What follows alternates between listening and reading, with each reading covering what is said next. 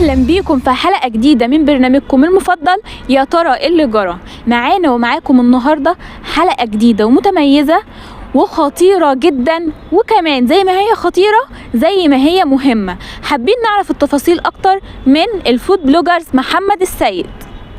والله الحقيقة أنا بدأت بداية ولا أروع. ازاي يعني؟ احكي لنا بدأت ازاي.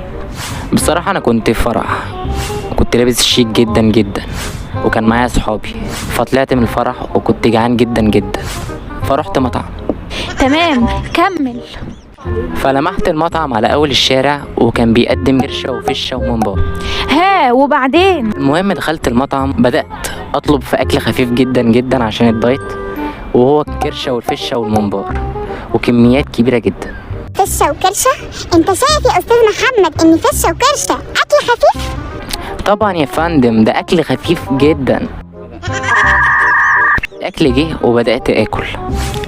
المهم وأنا باكل لاحظت إن الممبار مش جوسي، والكرشة مش قد كده، والفشة ما كانتش موجودة أصلا. وده ايه علاقته ان انت بقيت فود بلوجرز؟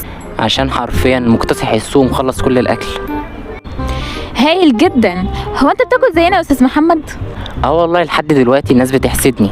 بتحسدك؟ ليه يا استاذ محمد؟ احكي لنا، حابب اعرف بيحسدوك على ايه؟ عشان حقيقي باكل عيش، دي مهنتي، باكل عيش لدرجة ان انا خلصت على منيوهات المطاعم كلها. بس حقيقي والله انا اتأثرت. احنا لازم نطلع فاصل يا جماعة.